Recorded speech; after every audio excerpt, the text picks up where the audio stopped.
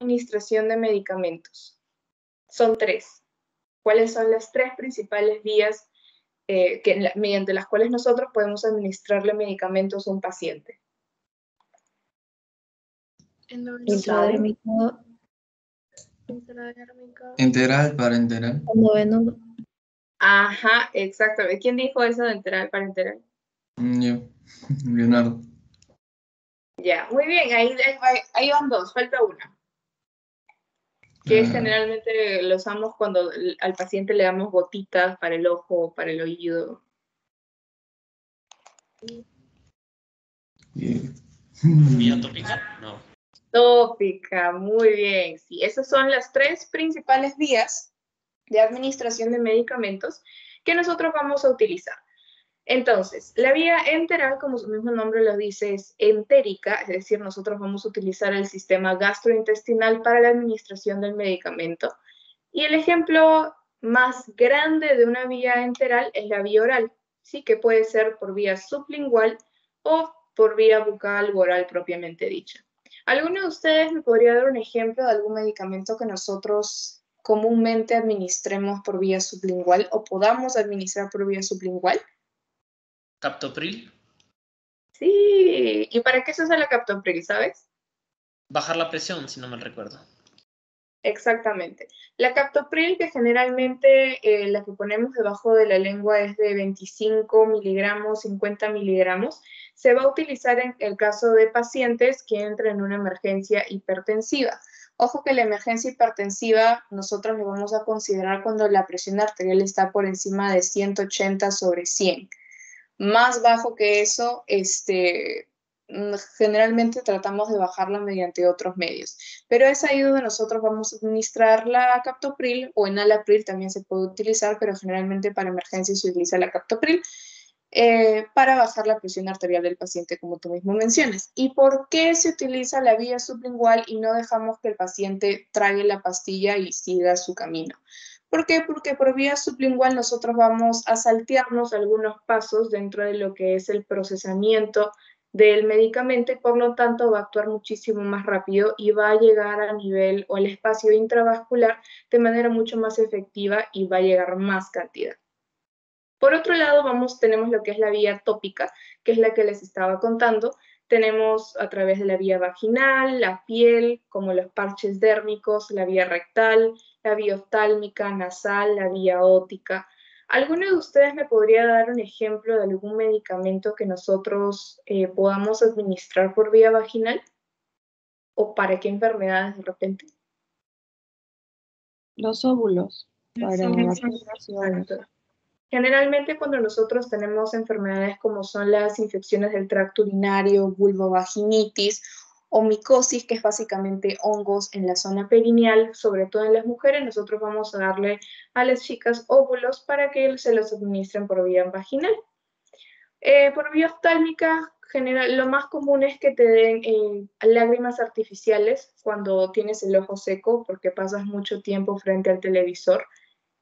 Y por último, aquí tenemos la vía de la cual nosotros vamos a hablar el día de hoy, que es la vía parenteral. Y principalmente nosotros vamos a hablar aquí de estas cuatro, de la vía intravenosa, de la vía intramuscular, subcutánea e intradérmica. Estas dos también son vías parenterales, pero son un poquito más especializadas.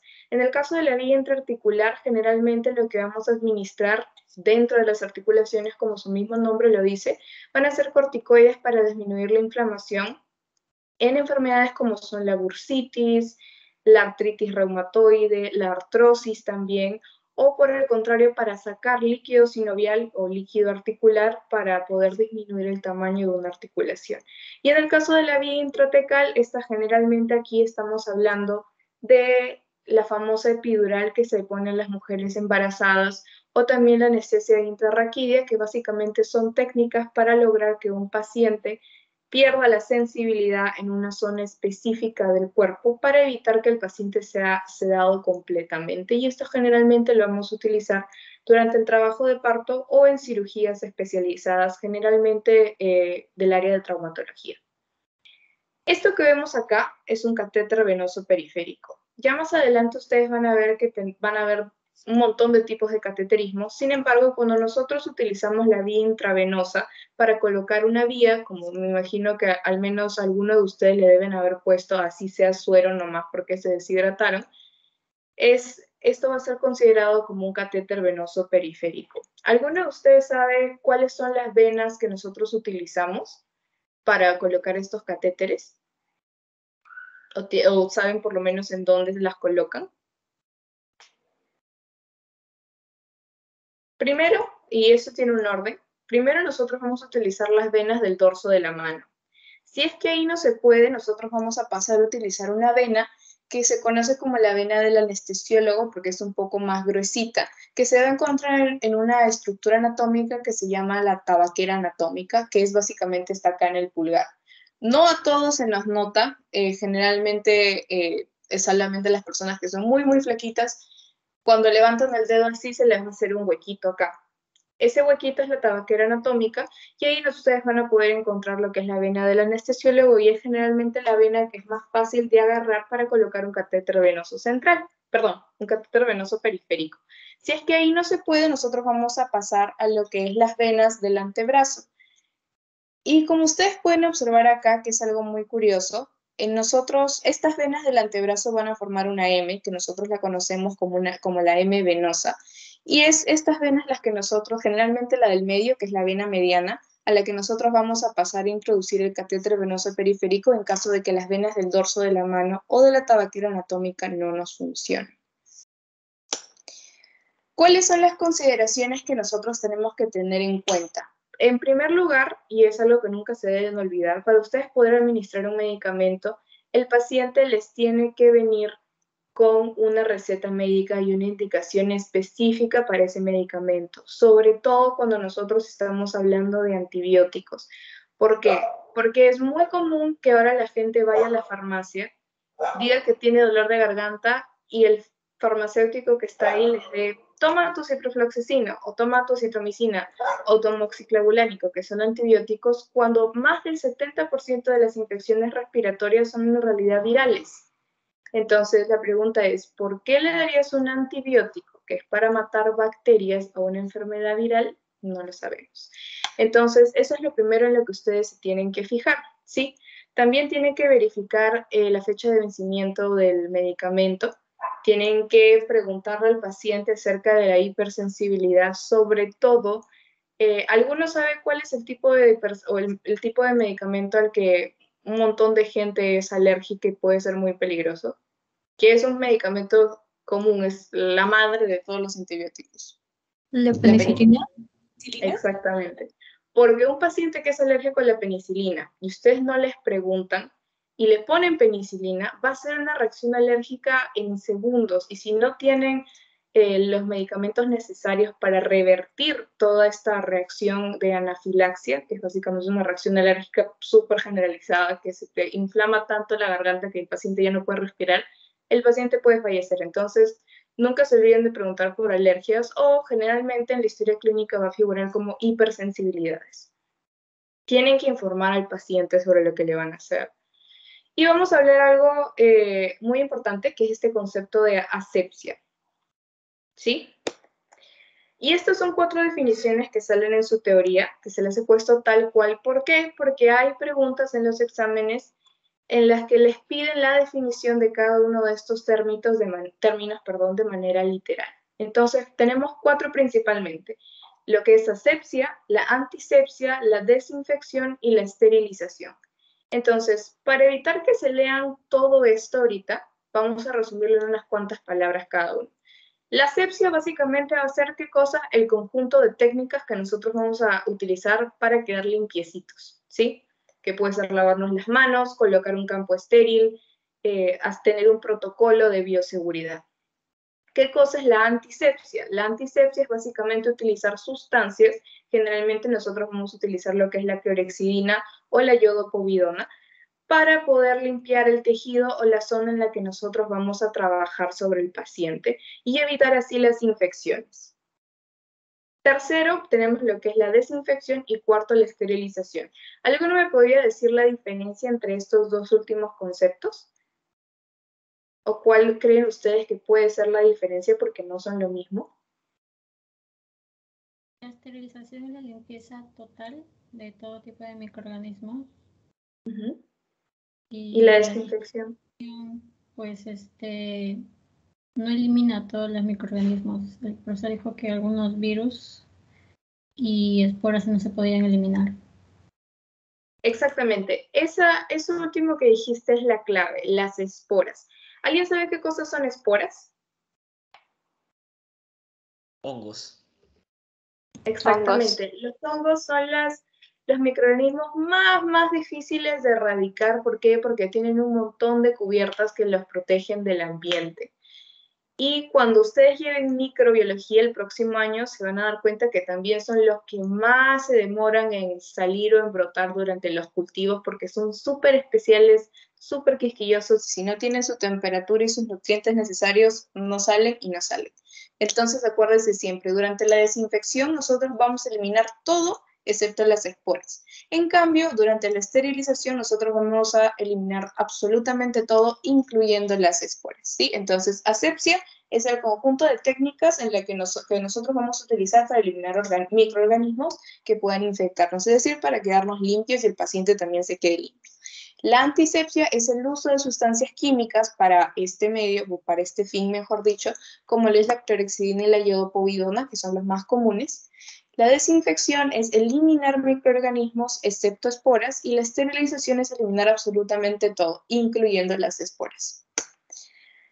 Equipo. Nosotros vamos a utilizar agujas, bránulas. Las bránulas, por si acaso, son como agujas, pero más chiquitas, más chatitas, un poquito más gruesitas, y es básicamente lo que se va a quedar en nuestra mano cuando nosotros nos coloquen una vía. Con la aguja nosotros canalizamos, es decir, formamos el caminito, y la bránula es lo que ya nosotros insertamos y dejamos ahí. Jeringas, que es esta parte de acá.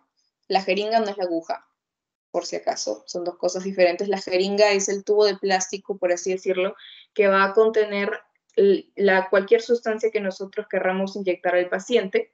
El equipo de venoclisis, que es todo eso, que es básicamente el tubo de plástico por el cual va a empezar a caer el medicamento. Tenemos esta llave, que es la que nos permite regular el goteo. Tenemos lo que ya les acabo de mencionar, las llaves, y las ligaduras de Hebe, que son básicamente como bandas, liguitas, que nos permiten apretar el miembro del paciente para cortar la circulación y que las venas empiecen a ser más gorditas y puedan ser más visibles. Algo que tenemos que tener muy en cuenta es la medida de las agujas o el diámetro de las agujas. ¿Por qué? Porque dependiendo de las características de las venas del paciente es el diámetro que nosotros vayamos a utilizar. Y también este diámetro, el diámetro que nosotros vayamos a escoger va a depender también de cuál es el tipo de procedimiento para el cual nosotros queremos utilizar estas agujas. ¿Cuál es la unidad de medida de estas agujas? ¿Alguien me lo puede decir? ¿Alguien se acuerda? ¿Cuál es la unidad de medida de las agujas? Milímetros. Ya, pero tiene un nombre especial. Gauss. El gauge, exactamente, está acá abajo, que se representa como una G mayúscula y que básicamente un gauge va a equivaler a 0.02 milímetros. Ustedes se van a dar cuenta, si es que buscan en internet, que cada una de las agujas va a tener un color en específico dependiendo de su gauge. Entonces, las agujas que sean rosaditas van a tener un gauge de 18 y las agujas que sean grises van a tener un gauge de 27. De todos estos, ¿cuál ustedes creen que es la aguja más gruesa? La 18, La 18, ¿no? 18. Ajá, exactamente. Cuando nosotros hablamos de agujas, la que menor número tenga es la más gruesa y la que más número tenga es la más delgada. Generalmente cuando nosotros realizamos o insertamos un catéter venoso periférico, vamos a utilizar agujas entre 20 y 21 gauge. ¿Sí? A veces hay personas que ya tienen las venas muy delgaditas, personas adultas, y tenemos que llegar a utilizar hasta agujas de 24. Y a veces para recién nacidos utilizamos las de 27. Las agujas de 18 gauge son las más gruesas. Generalmente se utilizan cuando nosotros vamos a realizar el examen de gases, el análisis de gases arteriales que les había mencionado la semana pasada, en el que tenemos que extraer sangre arterial. También se va a utilizar para administrar lo que es la anestesia epidural, con una aguja de 18 gauge que tiene un nombre especial que se llama TOWI. Y la aguja de 27 gauge, aparte de utilizarla para recién nacidos, la vamos a utilizar también al momento de administrar anestesia intrarraquídea, porque es una aguja muy delgadita y esto va a evitar que nosotros lesionemos tanto esas estructuras nerviosas. Esto que vemos acá es lo mismo que está acá abajo, solamente quiero que vean que existen diferentes diámetros, muchísimos diámetros de agujas de hasta 30 gauge, y el diámetro va a variar de acuerdo a su medida y obviamente también el color. Lo que les recomiendo que se aprendan de aquí, más que estas medidas en diámetros, es el gauge y el color al que corresponden.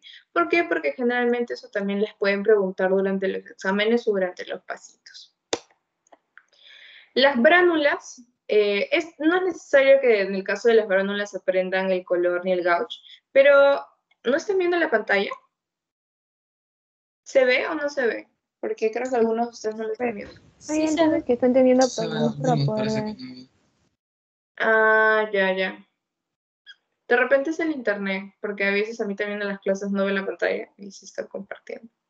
Bueno, entonces en el caso de las bránulas, si bien lo que les pongo este gráfico porque yo quiero que se den cuenta que al igual que las agujas, van a tener sus mediciones, van a tener sus gauge y por lo tanto van a tener colores diferentes. Entonces, las bránulas de 14 y 16 gauge generalmente son las que vamos a utilizar en pacientes que vayan a entrar a una cirugía de emergencia y también para lo que son transfusiones de sangre, pero que también sean de emergencia, es decir, un paciente cuya vida se encuentra en peligro. Y en el caso de lo que es ya las agujas, o las bránulas, mejor dicho, más delgaditas, son para procedimientos para los cuales nosotros tenemos muchísima más calma de poder poner todo el equipo listo. Ya les había hablado acerca de las jeringas. Obviamente su grosor va a depender de la cantidad de medicamento, de sustancia que nosotros vayamos a administrar. Este es un equipo de venoclisis. Tiene 4 partes y acuérdense de esto también porque esto también preguntan en un examen. Si mal no recuerdo, preguntaron cuál de todos estos no formaba parte del equipo de venoclisis. Entonces, tenemos lo que es la cámara cuentagotas. En segundo lugar, tenemos el tubo de caucho delgado, que también se conoce como sonda. El número 3 es la llave reguladora de flujo, que también nos va a ayudar a regular lo que es el goteo. Y por último tenemos el extremo conector del Luer, que es básicamente el extremo del equipo de venoclisis que va a tener la aguja o la bránula. Y por lo tanto va a estar dentro del cuerpo del paciente. Y ahora sí llegamos a la parte que creo que es más engorrosa de todo este tema, que es la fórmula de goteo. ¿Quiénes no están viendo en la pantalla? Porque esta parte sí es importante y quiero que la entiendan todos. ¿Quiénes no están viendo? Hilary, ¿quién más? Yo no puedo verla. ¿Estás desde tu celular? No, pero entré un poquito tarde, a las 9:06 creo. Qué raro. ¿Todos los demás sí la ven, chicos? Yo tampoco Excellent, puedo thank you. verlo. Which Bueno, al menos letter yo la puedo would ver. you match with Estoy this desde one? mi laptop. Which is your possible A ver, voy a dejar de compartir y voy a volver a compartir, ¿ya? Sí, por favor.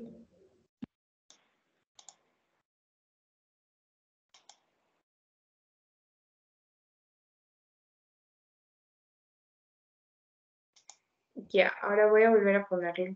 Igual la reunión se está grabando, chicos.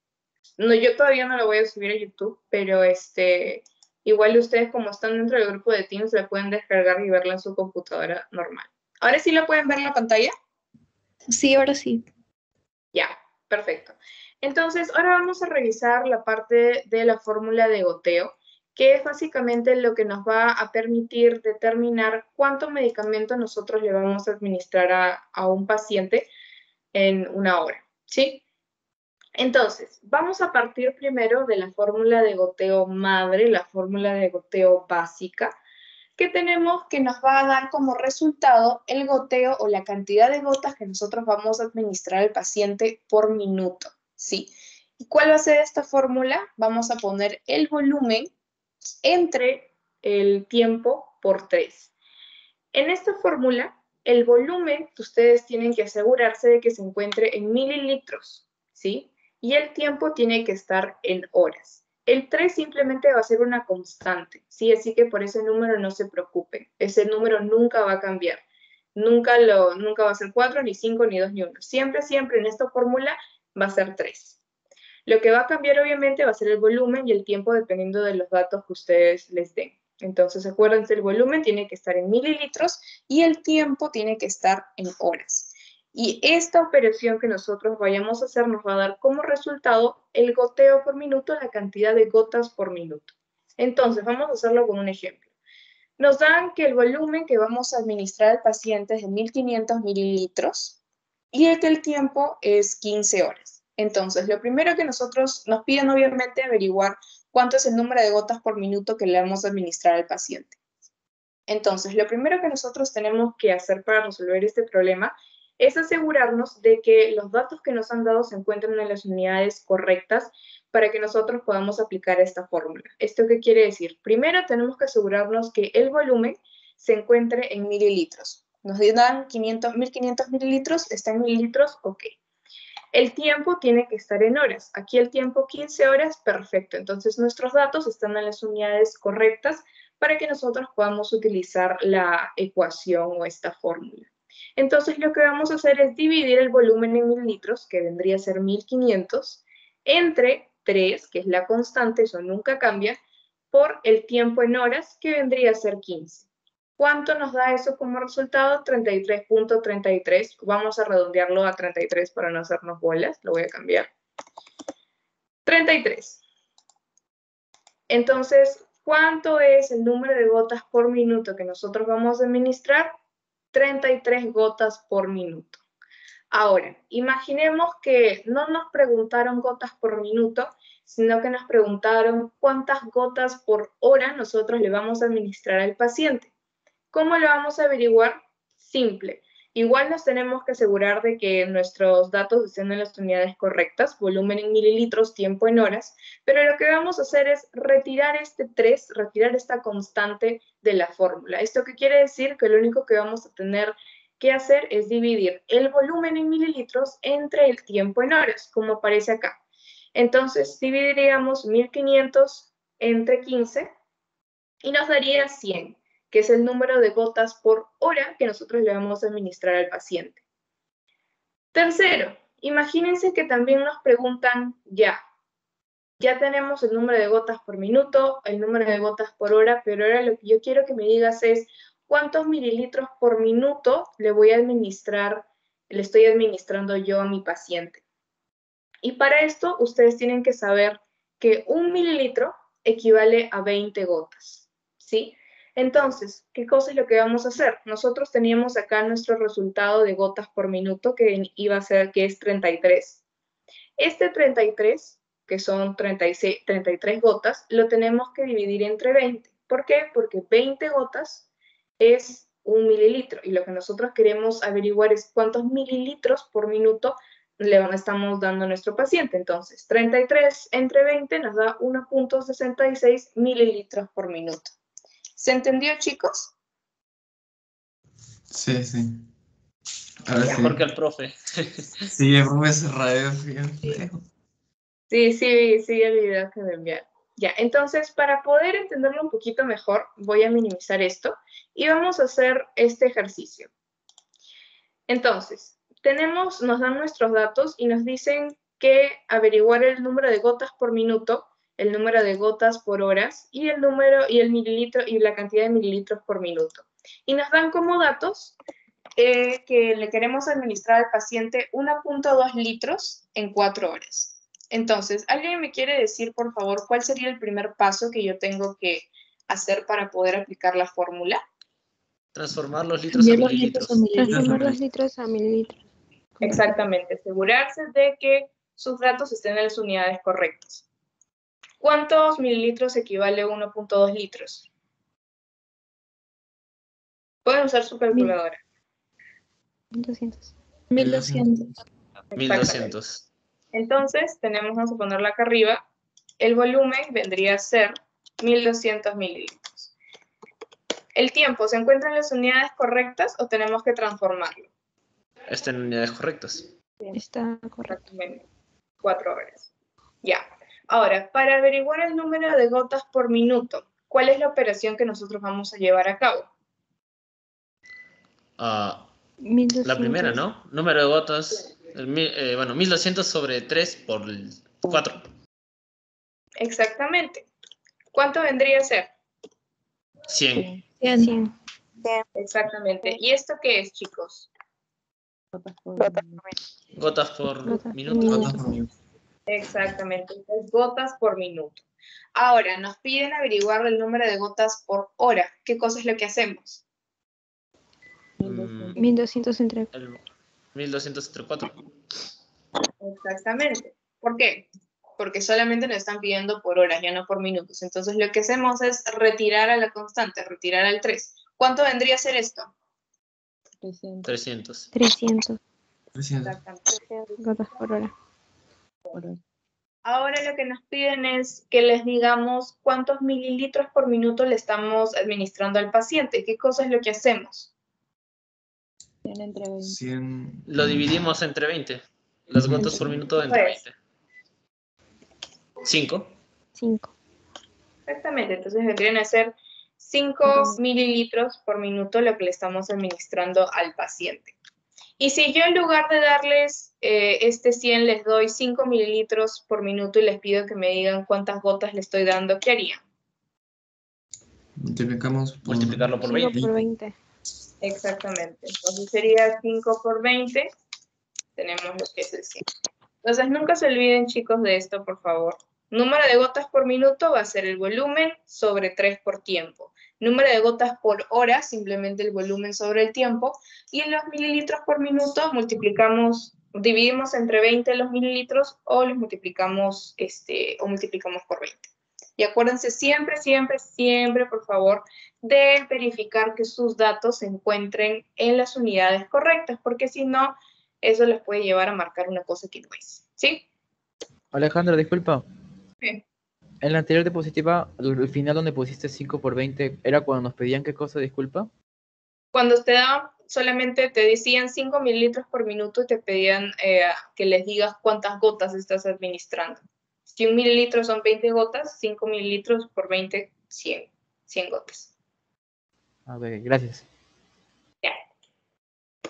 Nunca se olviden, por favor, este dato, mililitros son 20 macrogotas, ojo, porque hay otros doctores que les van a preguntar, ¿son 20 microgotas? ¿Son 20 macrogotas? Son 20 macrogotas, sí.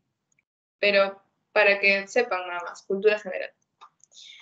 Ahora, ¿cuáles son las 4 vías parenterales las que yo les había dicho que íbamos a hablar el día de hoy? Son la intradérmica, la subcutánea, la intramuscular y la intravenosa.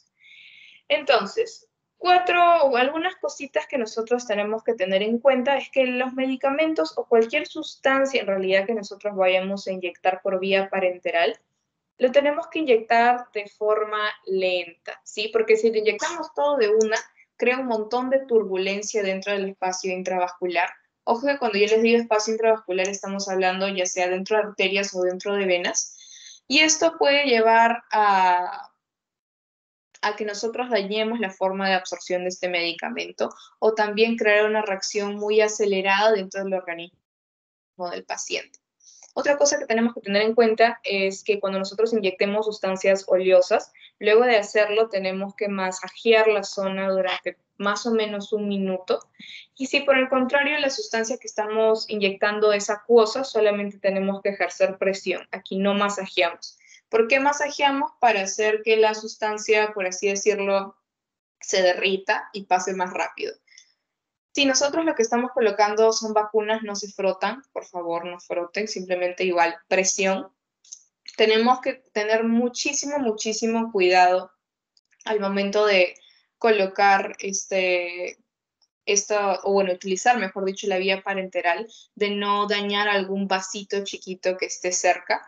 Y algo que también es muy importante y que nunca se deben olvidar es que cuando nosotros utilizamos inyectables, el bisel de la aguja, que es como por así decirlo el ojito que tiene en la punta, Siempre, siempre, siempre debe estar apuntando para arriba, ¿sí? Para el techo.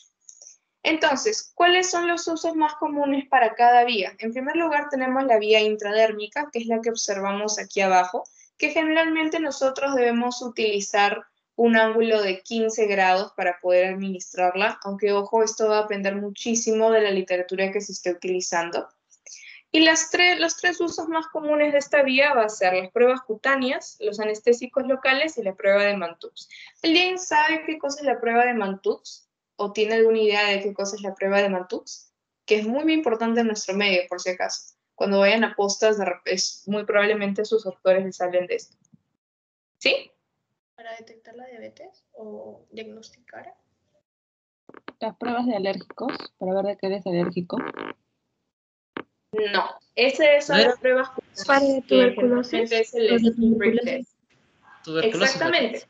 La prueba de Mantoux es una prueba específica para lo que es la tuberculosis. Nosotros vamos a inyectar alrededor de 0.1 mililitros de una proteína que se conoce como tuberculina, generalmente en el antebrazo del paciente. Y luego de 48 a 72 horas nosotros vamos a evaluar la pápula, que es por así decirlo un granito que se va a formar en esa zona. Lo que tenemos que ver es su tamaño. Nosotros vamos a considerar una prueba de Mantoux positiva cuando el tamaño de esta pápula sea mayor de 5 milímetros, es decir, entre 6 y 10 milímetros.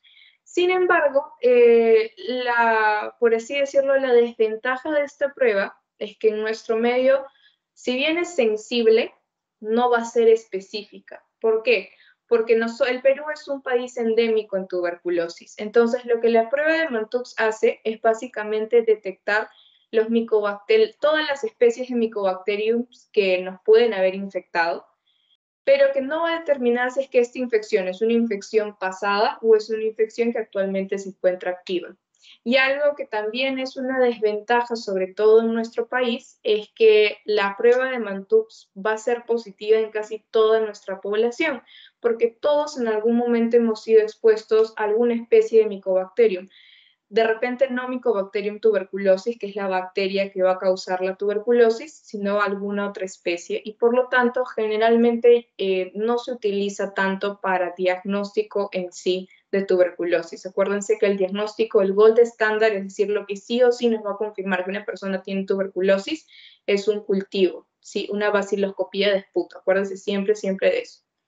En el caso de las pruebas cutáneas, estas sí son las que, como mencionaron, se utiliza para ver si es que una persona es alérgica o no. Se conoce como el skin prick test, en el que básicamente en el antebrazo se van a inyectar algunos mililitros de diferentes alérgenos y ver cuál es la reacción cutánea que estos van a tener en el paciente. Ojo que este tipo de prueba no lo va a realizar cualquier especialista, los tienen que realizar los alergólogos, si no me equivoco, porque tiene que darse en un ambiente controlado, ya que lo que vamos a hacer es ejercer o obligar a que el cuerpo tenga una reacción alérgica contra una sustancia y por lo tanto, de repente, si el paciente es muy, muy, muy sensible, puede llegar a generar anafilaxia y si no tenemos los medicamentos y los instrumentos necesarios, el paciente puede entrar en paro y se nos va simplemente porque no fuimos cuidadosos. Y por último, los anestésicos locales. ¿Alguno conoce un anestésico local que es muy, muy común, que siempre lo dicen en las películas, en las series, y que se utiliza para suturar, sobre todo? La lidocaína, chicos, la lidocaína, que generalmente se administra con un poquito de adrenalina. Sí, es uno de los anestésicos locales más comunes. Luego tenemos lo que es la vía subcutánea. Para la vía subcutánea, como nosotros podemos ver en la imagen de acá abajo, la vamos a administrar la aguja con un ángulo de 45 grados respecto al plano cutáneo, respecto a la piel. Y es a través de esta vía que nosotros vamos a administrar las insulinas, las heparinas y algunas vacunas. Y también fármacos como lo son el salbutamol. El salbutamol es un fármaco que se conoce como de rescate para aquellas personas asmáticas. Le decimos de rescate porque solamente lo vamos a utilizar cuando la persona esté teniendo algún ataque de asma. La adrenalina, que es un fármaco vasoactivo que lo vamos a utilizar para 1.000.000 de cosas, pero generalmente las utilizamos en pacientes que están descompensándose. Escopolamina, analgésicos opioides. ¿Quién me dice el nombre de un analgésico opioide que conozcan? Que generalmente se las ponen a los soldados cuando están en medio de una guerra y pierden un brazo o una pierna. La morfina, chicos. Nunca se olviden, la morfina. Los antieméticos, que básicamente son medicamentos que se van a administrar para que el paciente deje de vomitar, es decir, para controlar lo que es el peristaltismo. Las benzodiazepinas, que generalmente se van a utilizar como ansiolíticos, es decir, en personas que están teniendo crisis de ansiedad. Una de las más comunes es el clonazepam y el midazolam, que a veces se utiliza como hipnótico para cuando vamos a inducir un paciente en anestesia general. Las insulinas, que ustedes saben que casi todo el mundo sabe que las insulinas se utilizan para pacientes diabéticos. ¿Alguien sabe en qué zona del cuerpo se aplican las insulinas? ¿O en qué zonas del cuerpo se pueden aplicar? Adivinen, chicos, ¿en dónde creen que se aplican las insulinas? ¿En el No brazo? estoy segura, pero Ya. creo que ¿Abdomen? en el abdomen. ¿Abdomen? Exactamente, en lo que es la zona periumbilical. Y esa es una de las principales razones por las cuales el tratamiento con insulinas por vía parenteral tiene una baja tasa de adherencia al tratamiento. ¿Por qué? Porque la administración de estas sustancias en la zona periumbilical, es decir, alrededor del ombligo, es muy, muy dolorosa. Lo mismo ocurre en aquellos pacientes que tienen enfermedad renal crónica y se tienen que administrar eritropoyetina en esta zona. También esa es una de las razones por las cuales puede haber una baja adherencia al tratamiento, porque es muy doloroso. Las heparinas van a ser unos medicamentos o unos fármacos que lo que van a hacer es intervenir como anticoagulantes. ¿Sí? Van a prevenir que se formen coágulos dentro de un paciente. Ahora, tenemos lo que es la vía intramuscular, que vamos a administrar aquí los medicamentos, o mejor dicho, vamos a ingresar la aguja al plano cutáneo con un grado de 90. Y aquí vamos a administrar lo que son las vacunas y antibióticos y analgésicos principalmente, ¿sí? Entonces, acuérdense que antibióticos analgésicos es por vía intramuscular. Por eso, de repente, algunos de ustedes tienen a su mamá, a su papá, a su abuelito, a su abuelita, que están resfriados y se van a la farmacia para que les inyecten. ¿Sí? Que básicamente lo que les inyectan, ya sea en el brazo o en el glúteo, es antibióticos o analgésicos para la gripe. Y como ya les digo, para la gripe no se usan antibióticos, simplemente es un tratamiento sintomático. Paracetamol, sopita y abrigarse, ¿sí? Por favor, no receten antibióticos cuando una enfermedad es viral, porque lo único que van a hacer es incrementar la resistencia antibiótica, que ya ustedes más adelante van a poderse dar cuenta a medida que vayan leyendo un poco más, que es una de las principales razones por las cuales un paciente en la UCI sobre todo se nos puede ir, porque estas bacterias están tan acostumbradas a los antibióticos que ya nada las mata. Y por último tenemos la vía intravenosa. Aquí uno de ustedes me preguntó cuál era el ángulo correcto que nosotros debíamos utilizar para administrar en el que teníamos que poner la aguja para poner una intravenosa. En algunas literaturas te dicen que el ángulo es 0, es decir, que tienes que entrar pegadito a la piel, así sin ninguna separación. Otras literaturas te van a decir que son 10, otras que son 20, otras que son 25. Lo que yo les recomiendo a ustedes es, como siempre les digo, háganle caso a su teoría, a lo que dicen su PPT, para que después, si es que en el examen no se los cuentan, ustedes tengan una base sobre la cual reclamar. Pero en realidad, generalmente, lo que nos dicen los doctores es que la intravenosa se va a colocar con la aguja en un ángulo de 0 con respecto al plano cutáneo, es decir, súper pegada a la piel. Y aquí esta vía la vamos a utilizar para administrar medicamentos urgentes, como lo son la naloxona. ¿Qué cosa es la naloxona? La naloxona es el antídoto para los opioides, es decir, para la morfina, para el fentanilo, para la buprenorfina, todo esto son opioides por si acaso. El tramadol también, que generalmente se le va a dar a pacientes que se presentan en la emergencia con migraña, por ejemplo. Ese es su antídoto, porque hay gente que se vuelve adicta porque, ojo, los opioides son medicamentos altamente adictivos. Entonces, cuando llegan con sobredosis, se les administra naloxona. Adrenalina también se puede administrar, Atropina. La atropina, por si acaso, es un medicamento que se puede utilizar durante un shock anafiláctico, al igual que la adrenalina. El flumacenilo va a ser el antídoto de las benzodiazepinas, ¿sí? Igual personas que llegan a la emergencia por una sobredosis de benzodiazepina, generalmente se trata de pacientes con un intento suicida, administrar el flumacenilo. La fisostigmina, glucosa, cuando los pacientes llegan con una baja de azúcar porque se desmayaron, generalmente cuando alcanzan pacientes que no tienen diabetes, sino pacientes sanos, cuando llegan o cuando alcanzan, mejor dicho, valores de glucosa en sangre menores a 55 o 50, es que ya tenemos que empezar a administrar lo que es suero con un poquito de glucosa para que se les suban y se despierten. Y muchos otros fármacos que vayamos a diluir en suero. Es decir, cuando nosotros veamos que es necesario que el paciente se le coloque lo que es un catéter venoso periférico, una vía, es que vamos a utilizar la vía intravenosa, ¿sí? Entonces, intradérmica, pruebas cutáneas y anestésicos locales, subcutánea, insulinas, heparinas y vacunas, benzodiazepinas, opioides, etc. Intramuscular va a ser principalmente vacunas, antibióticos y analgésicos. Y vía intravenosa es medicación urgente, es decir, cuando nosotros vayamos a colocarle un catéter venoso periférico a nuestro paciente. ¿Cuáles son las características de cada una de estas vías? Vamos a revisarlo rápidamente. Les he hecho un cuadro con un resumen de cada una de las características de estas. Entonces, la vía intradérmica, el volumen máximo que nosotros podemos administrar es 0.3 mililitros, pero por lo general utilizamos 0.1, que como les había mencionado es la cantidad que nosotros utilizamos de tuberculina para la prueba de Mantoux. Vamos a utilizar una jeringa de 1 mililitro, y una aguja con un gauge entre 25 y 26, y bisel corto. Y se va a poner, como les decía, en el antebrazo, en la cara anterior. En el caso de la vía subcutánea, acá el volumen máximo es un poquito más, va a ir entre 1.5 y 2 mililitros. Aquí ya usamos una jeringa que puede ser de tanto de 1 como de 2 mililitros, y el gauge puede ser de 25 o 27.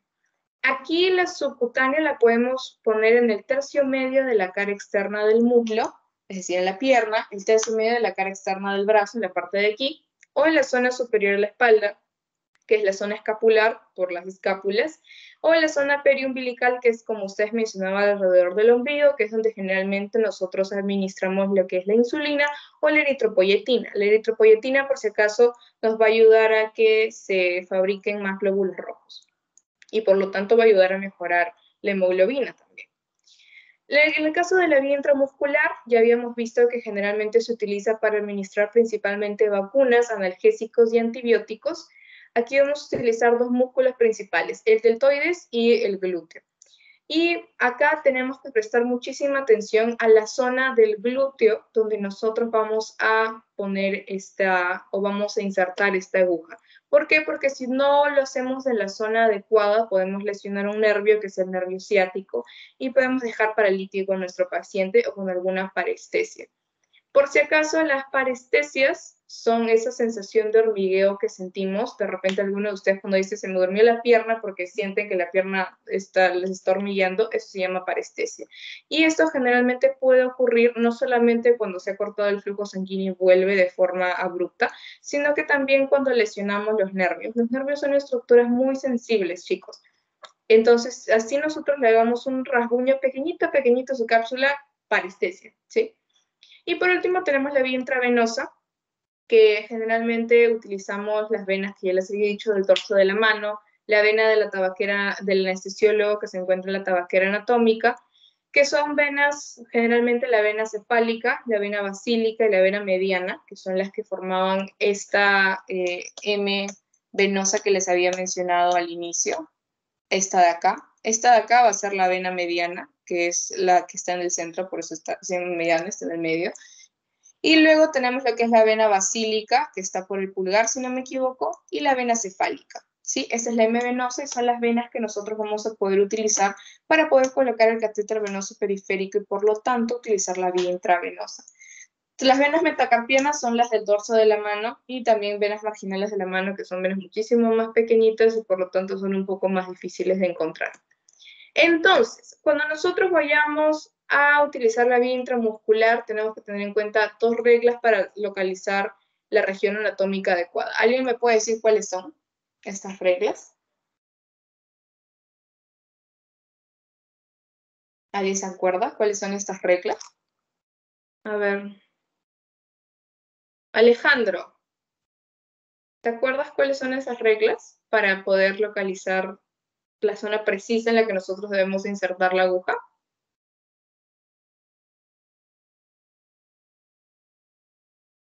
Son dos. Buenas noches. ¿Me llama a mí? Sí, entonces Alejandro. Sí. Hacerle presión para Ya. ver dónde...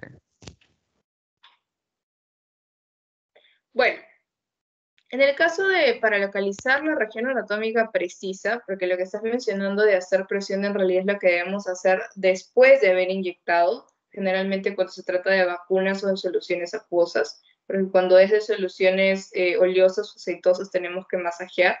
Para nosotros poder localizar la región anatómica específica vamos a utilizar dos reglas. La primera es la regla de los cuartetos, que la vemos aquí arriba, y la segunda es la regla de los tercetos o la regla de del trío, una cosa así. Pero regla de los tercetos y regla de los cuartetos, ¿sí? La que más utilizamos es la de los cuartetos porque es un poco más específica, más objetiva. La regla de los tercetos es un poquito más difícil de localizar. Pero vamos a empezar por la de los cuartetos. Entonces, esta regla, ¿qué cosa nos dice? Que el glúteo que nosotros vayamos a utilizar del paciente lo tenemos que dividir en cuatro, ¿sí? En cuatro cuadrantes. Tenemos, por ejemplo, utilizando el glúteo de acá, tendría el derecho. Tenemos aquí el cuadrante superior externo, el cuadrante superior interno, cuadrante inferior interno y cuadrante inferior externo. ¿Sí? Los internos son los que van a estar pegaditos a la línea interglútea y los externos son los que están pegados, los que están para afuera. ¿Sí? Entonces, de estos cuatro cuadrantes, nosotros vamos a colocar el inyectable en este de aquí, en el cuadrante superior externo. Ese es el único lugar, por así decirlo, seguro en el que nosotros vamos a poder introducir la aguja y no vamos a lesionar ninguna estructura anatómica importante. Entonces, acuérdense, en la regla de los cuartetos, la zona anatómica que nosotros vamos a utilizar es el cuadrante superior externo. Cuadrante superior externo, acuérdense de eso. Por el contrario, si nosotros estamos utilizando la regla de los tercetos, para esta regla nosotros tenemos que localizar primero dos estructuras anatómicas. En primer lugar, la línea interglútea y en segundo lugar, la espina ilíaca posterior-superior, es decir, el huesito de la cadera. Tenemos que tocar la puntita del hueso de la cadera. Esa es la espina ilíaca posterior-superior. Desde la espina ilíaca posterior-superior, nosotros vamos a trazar una línea hacia lo que es la línea interglútea, ¿sí? Como ven en el gráfico. Y luego de tener esta línea trazada, obviamente esta línea va a ser, y también en el caso de los cuartetos, esta división tiene que ser imaginaria, chicos, no van a agarrar un lápiz y dibujar encima del paciente. Entonces, cuando tenemos nuestra línea trazada, o bueno, mejor dicho, nuestra recta trazada entre la espina ilíaca posterior superior y la línea interglútea, esta línea la vamos a dividir en tres, ¿sí? En tres fragmentos iguales. Vamos a tener entonces como resultado un fragmento interno y un fragmento medial y un fragmento externo. ¿Dónde es que nosotros vamos a colocar la aguja? Entre el fragmento externo y el fragmento medio, aquí, justo aquí, entre el tercio, que sería entonces entre el tercio externo y los 2 tercios internos, ¿sí? Entonces, si yo les pregunto, no sé, a ver, algunos vamos a hacer una ruleta, a ver, Ariana, ¿estás? ¿Yo? Sí. Si te pregunto, según la regla de los cuartetos, ¿en dónde vas a colocar tú el inyectable intramuscular? En la parte superior externa. Exacto, en el cuadrante superior externo. A ver, Víctor, si yo te digo, según la regla de los tercetos, ¿dónde vas a colocar tú el inyectable? Entre el externo y el medio. Entre el tercio externo y los 2 tercios internos. Sí, perfecto, chicos. Acuérdense siempre de eso porque eso también lo preguntan. Y ahora, ¿por qué no avanza? Por último, vamos a revisar lo que son las complicaciones que pueden derivarse de los inyectables. Entonces, lo que vemos acá arriba es un absceso. El absceso obviamente se va a dar cuando no hemos realizado todos los procedimientos de asepsia, de desinfección, de esterilización correctamente. ¿Alguien sabe qué cosa es el enfisema? ¿Qué es esto que vemos aquí en la flechita, en la tomo? ¿Alguien tiene alguna idea de qué cosa es el enfisema? ¿O se lo han mencionado en su teoría, en su práctica? El enfisema básicamente es cuando nosotros vamos a inyectar aire dentro de lo que es el espacio intersticial o cutáneo. Y lo vamos a observar en las tomografías. Obviamente por un enfisema cutáneo no van a realizar tomografías, pero es un hallazgo incidental. Lo van a observar así como ven, como puntitos blancos rodeados de la grasita normal del paciente. Y al examen físico ustedes van a poder identificar un enfisema porque presionan en esa zona y va a sonar como cuando ustedes revientan el papel burbuja, igualito. Y esta es una de las complicaciones, aunque no tan severa, de lo que es los inyectables. La embolia gaseosa es cuando no se fijaron bien que había una burbuja de aire dentro de su jeringa y esa burbuja de aire le inyectaron dentro del torrente sanguíneo del paciente y el paciente hizo cabum. ¿Por qué? Porque una embolia gaseosa puede llegar hasta ocasionar un paro cardiorrespiratorio. Por eso es que cuando ustedes, de repente ustedes han visto, ya sea en alguna película, en alguna serie, cuando les han ido a inyectar algo, que las enfermeras o los médicos, antes de ponerles la aguja, lo que van a hacer es presionar un poco la jeringa y botan un poquito unas gotitas de medicamento. Esto lo hacen para asegurarse de que dentro de la jeringa no haya ninguna burbuja de aire y por lo tanto evitar esto que es la embolia gaseosa. La sufusión hemorrágica es lo que ven acá abajo. Básicamente se lesiona un vaso en la zona en la que hemos inyectado y toda la sangre de ese vaso se sale alrededor de los tejidos y se forma como un moretón gigante. Esto obviamente puede ser doloroso. En ese caso se le da al paciente paracetamol y ibuprofeno como analgésico y antiinflamatorio, pero más allá de eso no va a ir, simplemente es la incomodidad, el dolor que puede haber y también obviamente el moratón gigante que se ve, ¿no?